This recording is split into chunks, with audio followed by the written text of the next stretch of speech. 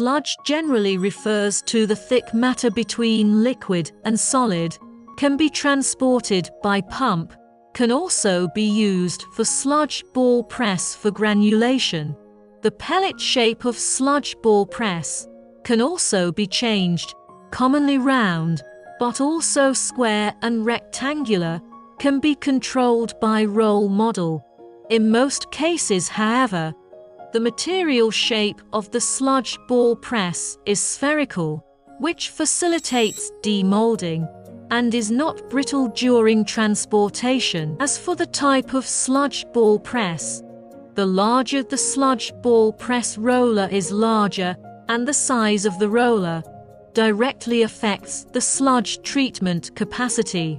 So the larger the ball roller, the higher the output, the higher the cost of equipment. The ball size of sludge ball press can be carried out according to industry standards.